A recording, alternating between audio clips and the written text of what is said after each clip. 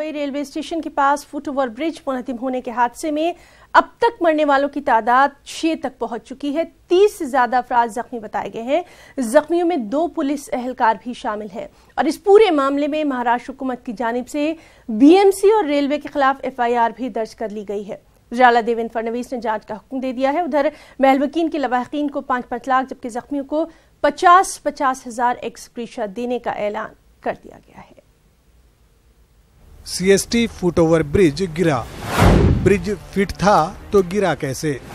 Audit में हुई लापरवाही, हुकूमत ने दिया जांच का हुक्म।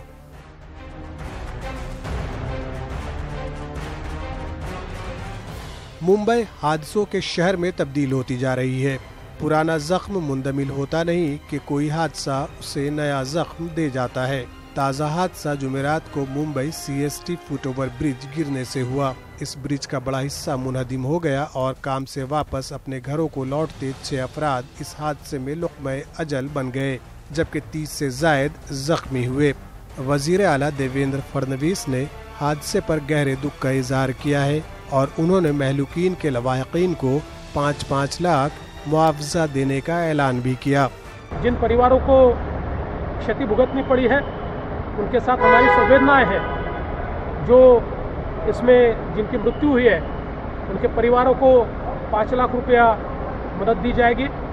जो जख्मी है उनको 50,000 रुपया मदद दी जाएगी और साथ साथ उनका जो मेडिकल का सारा खर्चा है वो भी सरकार की ओर से दिया जाएगा। इस हादसे पर मुख्तलिफ हलकों से सवालात भी उठ रहे हैं क्योंकि एलिफिंस्टन और अंधेरी में पुल के मुनहदिम होने के हादसे के बाद BMC, IIT मुंबई और रेलवे की जानिब से कुल 445 FOB और ROB पुलों की मुश्तरका ऑडिट कराई गई थी, जिसमें कई पुलों को तोड़कर नए सिरे से बनाने की सिफारिश की गई थी, जबकि कई पुलों की मरम्मत कराने को कहा गया था। RTI कारकुन शकील अहमद को ये जानकारी रेलवे इंतजामिया ने मुहैया कराई है। ऑडिट में CST फुट ओवर ब्रिज को इस्तेमाल के लिए फिट पाया गया था और ये ऑडिट रिपोर्ट 6 महीने कबल ही सौंपी गई थी। वज़ीर आला देवेंद्र फडणवीस ने हादसे की जांच का हुक्म दे दिया है। उनका कहना है कि कसूरवारों को बख्शा नहीं जाएगा। पूरी घटना की उच्च स्तरीय जांच के आदेश हमने दिए हैं।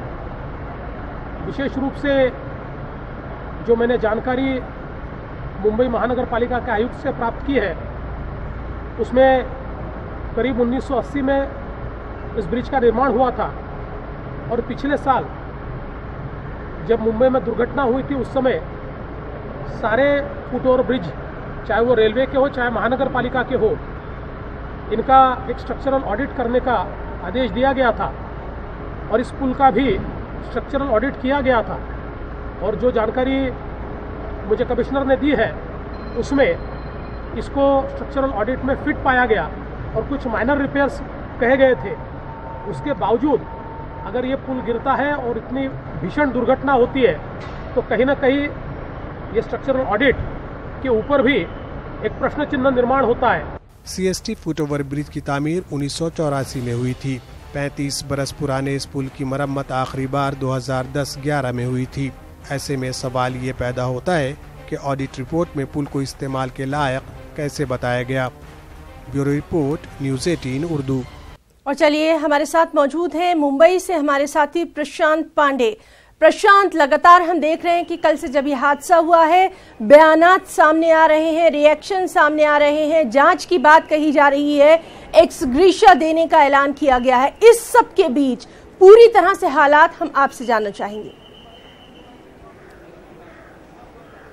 बिल्कुल, सबसे पहले मैं आपको तस्वीर दिखाऊं जहां पर यह हादसा हुआ था। अगर आप देखें तो जो ब्रिज है उसका एक हिस्सा जो है वो कामा हॉस्पिटल की तरफ जाता है, जो 2 सड़क पार करके जाता है, जहां से रोजाना हजारों की संख्या में गाड़ियों का आना जाना होता है। काफ़ी भीड़ भाड़ वाला ये रोड बताया जाता है। वहीं दूसरा हिस्सा जो मैं इस वक्त कैमरे के जरिए दिखाने की कोशिश कर रहा हूँ, ये वो हिस्सा है जो सीधे रेलवे स्टेशन के प्लेटफॉर्म नंबर 1 पर जाके जुड़ता है। और अभी जो BMC और रेलवे की तरफ से लगातार अपना पल्ला झाड़ने की जो बात आ रही थी, रेलवे का कहना था ये ब्रिज उनके अंडर नहीं आती है, BMC का कहना था उनके अंडर नहीं आती है, वो इस हादसे के जिम्मेदार नहीं। लेकिन बहरहाल इस बात की स्पष्टीकरण जो है अब आ चुकी है। इस बात की पुष्टि जो है मनपा ने की है कि ये ब्रिज जो है उनके अंदर आता है और इसकी मरम्मत की जिम्मेदारी जो है उनकी थी। हालांकि इसकी मरम्मत की जो जिम्मेदारी दिसंबर 2018 को निकाली भी गई थी, लेकिन वो स्थायी कमेटी जो है वहां पर अभी तक पेंडिंग रह गया और ये हादसा हुआ। कुल मिलाकर मैं आपको बताऊं कि ये ब्रिज जो है ये 80 के दशक में बनाया गया था और 2016 में इसे छोटी सी मरम्मत दी गई थी। 2017 में ऑडिट निकाला गया और कहा गया कि ये ब्रिज बिल्कुल ठीक ठाक है।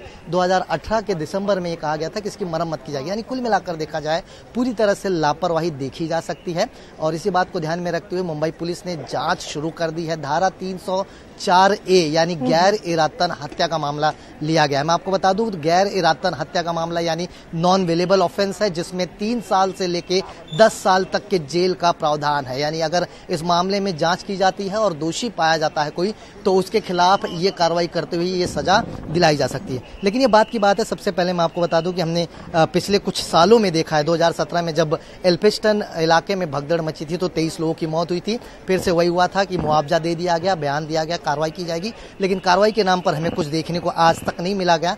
और फिर उसके बाद अंधेरी में इस मानसून में जब हमने देखा कि एक ब्रिज ट्रैक पर गिर गया तो वहां पर भी यही बात कही है। मैं कैमरामैन से गुजारिश करूंगा आपको दिखाएं तो ये दोनों सड़क जो है अभी तक पूरी तरह से बंद कर दिया गया है। कुछ समय पहले यहाँ पर एक बार फिर से देवेंद्र फडणवीस महाराष्ट्र के जो सीएम है यहाँ पर मौके पर पहुंचे तो उन्होंने फिर से जायजा लिया और फिर अस्पताल गए। जख्मियों के बारे में जानना चाहेंगे, प्रशांत जख्मियों के बारे में जानना चाहेंगे, उनका क्या कुछ हाल है? अभी कितने लोगों की मौत हो चुकी है इस वक्त तक?